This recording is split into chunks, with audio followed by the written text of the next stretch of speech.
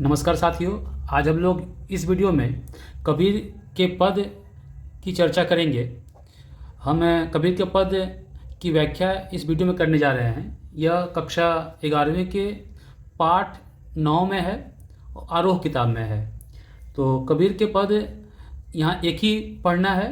तो इसे पढ़ने से पहले हम लोग कबीर का सामान्य परिचय देख लेते हैं। उनके बारे में थोड़ा जानना जरूरी होता है, तो ज़्यादा नहीं, थोड़ी सी बातें ही है जो लेकिन महत्वपूर्ण बातें हैं जिनको जानना जरूरी है। जैसे इनका जन्म काशी में हुआ था सन 1398 में, मृत्यु मगहर में सन 1518 में। रचना जो है बीजक है, ठीक है। इसमें साखी शबद रामायणी 3 खंड है इसमें है, और इनके जो है शिष्य है धर्मदास है, उनके द्वारा ही लिखा गया है। ऐसे कबीर तो अनपढ़ थे, सभी जानते हैं जो जिन्होंने भी कबीर को पढ़ा है, ठीक है। आगे क्या देखते हैं कि वे भक्ति काल के निर्गुण धारा कवि थे, ठीक। दूसरी बात है कि अनपढ़ होते हुए उन्होंने देशाटन और सत्संग से ज्ञान प्राप्त किया। देशाटन मतलब देश घूम घूम कर। वे कर्मकांड और वेद विचार के विरोधी थे तथा जाति भेद, वर्ण भेद और संप्रदाय भेद के स्थान पर प्रेम, सद्भाव, समानता का समर्थन करते थे। तो ये प्रेम, सद्भाव, समानता उनकी रचनाओं में, उनके दोहों में हम देख सकते हैं। उन्होंने किताबी ज्ञान के स्थान पर आंखों देखे सत्य और अनुभव को प्रमुखता दी। कहा भी गया है, तू कहता कागज की लेखी, मैं कहता आंखें देखी, उनका ही कहना है। तो आंखों देखे सत्य और अनुभव को प्रमुखता देते हैं वो। उनके अनुसार जो महत्वपूर्ण बात है और जो हम इस पद में भी पढ़ने वाले हैं कि उनके अनुसार ईश्वर एक है और वह कण कण में विद्यमान है, हर एक कण में, चाहे जड़ हो चाहे चेतन हो, ठीक है। और सबसे अंतिम उनकी भाषा के बारे में है कि इनकी भाषा सधुकड़ी या पंचमेल खिचड़ी कहा जाता है इनकी भाषा को। तो ये सामान्य परिचय है कबीर को लेकर। और इसके बाद जो ये पद है इस पद में हम क्या पढ़ने वाले हैं, ठीक है। ये पद है जो है एक ही पद हम जानते हैं। इसमें भी जैसे मैंने कहा कि इसमें बताया गया है कि ईश्वर एक है और कण कण में विद्यमान है। इसी बात को जो है यहाँ पर कबीर लिखते हैं। उनके अनुसार जो है इस पद में ईश्वर को सृष्टि में कण कण में देखा है इस पद में। दूसरा है कि उन्होंने ईश्वर को ज्योति रूप में स्वीकारा है कि जिस प्रकार ज्योति जो है हर एक जगह विद्यमान है, उसी प्रकार ईश्वर भी है, ज्योति रूप में है। ईश्वर संपूर्ण संसार में, चाहे वह जड़ हो चाहे चेतन हो, सब में मौजूद है। और इन बातों को ही, जो उपयुक्त बातें हैं, उन्हें जो है उन्होंने इस पद में विभिन्न उदाहरण के माध्यम से यह सिद्ध किया है और मनुष्य को अपने अहंकार को छोड़कर सही मार्ग पर, ईश्वर के मार्ग पर चलने के लिए कहा है। तो ये प्रमुख बातें इस पद से संबंधित है। तो हम आगे देखते हैं क्या क्या है। तो सबसे पहले कबीर कहते हैं इस पद में कि हम तो एक एक करी जाना। तो एक एक एक ही एक से अधिक नहीं। तो एक क्या है? एक परमात्मा यहाँ के लिए है कि मैंने एक परमात्मा को ही जाना है। देखिए यहाँ लिखा हुआ जाना, मानना नहीं। मानना और जानना में अंतर होता है। कबीर ने परमात्मा को, ईश्वर को जाना था, उसे पहचाना था। वो जानते थे कि ईश्वर एक हैं और सब में वो विद्यमान हैं। उनके द्वारा ही ये रचना हुई है, सृष्टि की रचना हुई है। उनके बिना कुछ नहीं हो सकता। उन्होंने इस बात को जाना था, अपने अनुभव के माध्यम से, अपनी साधना के माध्यम से जाना था।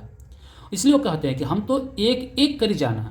और जो इस सत्य को झुठलाता है, यानी एक से अधिक ईश्वर को मानता है, तो उसे वो क्या कहते हैं कि दो कहे तिन्हीं को दो गज।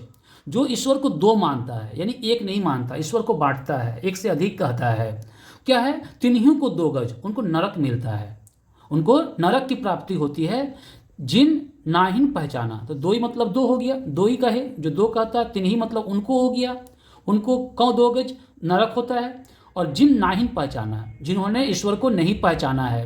तो ये महत्वपूर्ण बात है कि जो ईश्वर को नहीं पहचानते हैं, जो ईश्वर को एक से अधिक मानते हैं, उनको जो है नरक की प्राप्ति होती है। और इन्हीं बातों को जो है अब विभिन्न उदाहरण के माध्यम से वो बताने की कोशिश करते हैं यहाँ पर।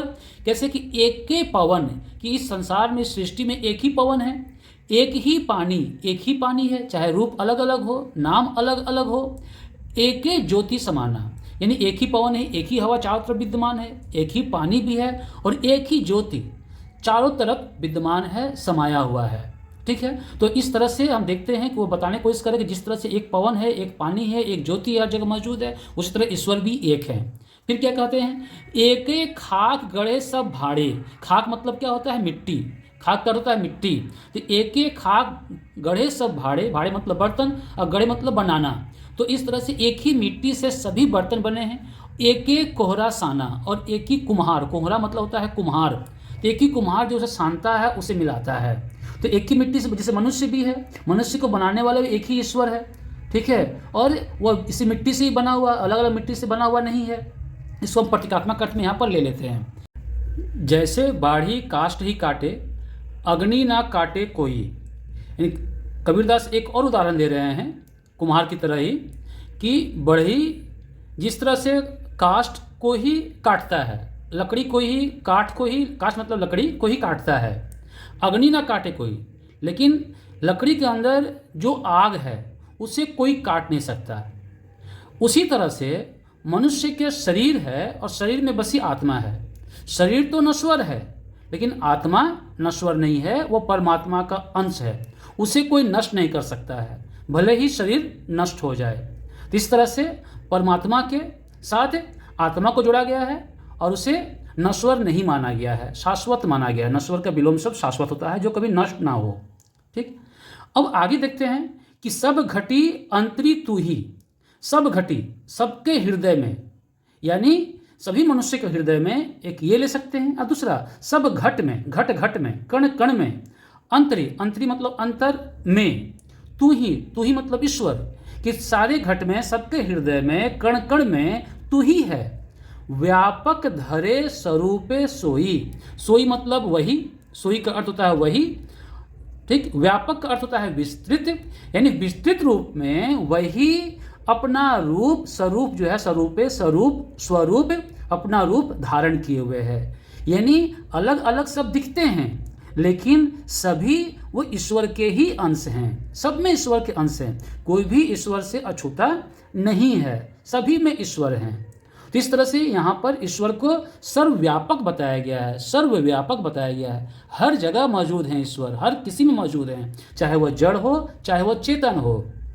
अब जो ये सब बातें कहते हैं, ये सब उदाहरण जो दे रहे हैं कि एक पवन, एक ही पानी है, एक ज्योति समाना है, जैसे मैंने कहा कि पवन, पानी जो है, ये सब पंच तत्व हैं। हमारा शरीर भी जो है इन पांचों तत्वों से मिलकर बना हुआ है, मिट्टी, पानी, वायु, अग्नि, आकाश, इन पांचों तत्वों से बना हुआ है, ठीक है। और फिर कहते हैं कि एक ही कुम्हार जो है मिट्टी को भाड़ के बर्तन बनाता है। जैसे ईश्वर को यहाँ पर कुम्हार के रूप में ले सकते हैं, और हम सभी मनुष्य जो हैं वह भाड़ मिट्टी के बर्तन हैं, जैसे कुम्हार रूपी ईश्वर ने बनाया है। उस तरह से यहाँ पर उदाहरण दे रहे हैं, अपना बढ़ई का दे रहे हैं, ठीक है। तो अब ये सब उदाहरण देने के बाद, अब और ईश्वर के सर्वव्यापक रूप को बताने के बाद कि वे कण कण में हैं, वो जगत में जो मनुष्य की स्थिति है, मनुष्य इस संसार में जिस रास्ते पर जा रहा है उससे वह दुखी हैं, कि सब कुछ जानते हुए भी मनुष्य जो है वह माया में पड़ा हुआ है, माया की गिरफ्त में है। तो माया क्या है, ठीक है, माया माया तो करते, माया क्या है? तो माया आपका है कि जिस किसी भी चीज़ में हमारा मन अटकता या भटकता, वही माया है, जिस किसी में भी। यानी जो चीज़ भी प्रभु भक्ति के मार्ग में बाधा पहुंचाता है वह माया है। तो ये संसार के लोग, ये जगत इस माया को देखकर लुभाए हुए हैं, मोहित हो रहे हैं, और ईश्वर मार्ग पर नहीं चल रहे हैं, ईश्वर को नहीं देख रहे हैं, उनके सत्य को नहीं पहचान पा रहे हैं, और जिससे वो क्या गर्वित हैं, घमंड में हैं। तो उनसे सवाल करते हैं कि तुम इस घमंड में क्यों हो, इस माया के चक्कर में पड़कर तुम घमंड में क्यों हो? घमंड में नहीं रहना चाहिए, हमें निर्भय होकर ईश्वर की भक्ति करनी चाहिए। और जिसने, कबीर के अनुसार, जिसने भी निर्भय होकर ईश्वर की भक्ति की है उसे ईश्वर प्राप्त हुए हैं। इसलिए कहा है निर्भय भया कुछ नहीं व्यापे। निर्भय होकर जो भी भक्ति करता है उससे किसी से डर नहीं है। कहे कबीर दीवाना, कबीर जो है दीवाना, बैरागी बोलो, बैरागी भी इसका अर्थ है। तो कबीर दीवाना, बैरागी कबीर कहते हैं कि निर्भय होकर जो भी ईश्वर के बताए हुए मार्ग पर चलता है उसे किसी बात का डर नहीं होता है, ईश्वर उसकी रक्षा करते हैं। वह इस मोह माया के जंजाल से जो है बच जाता है और ईश्वर के शरण में जाता है। तो इस तरह से इस पद में कबीर ने एक तरफ ये बताने की कोशिश की है कि ईश्वर एक हैं और कण कण में मौजूद हैं, और इसे उदाहरण के माध्यम से सिद्ध भी किया है। दूसरी तरफ जगत में मनुष्य की स्थिति को कि किस तरह से वो माया के चक्कर में पड़ा हुआ है, घमंड में पड़ा हुआ है। और तीसरी बात, ईश्वर की अगर भक्ति करनी है तो निर्भय होकर, ठीक है, बिना डरे, तभी जाकर हम ईश्वर की भक्ति कर सकते हैं। तो साथियों, इस वीडियो में आज इतना ही। धन्यवाद।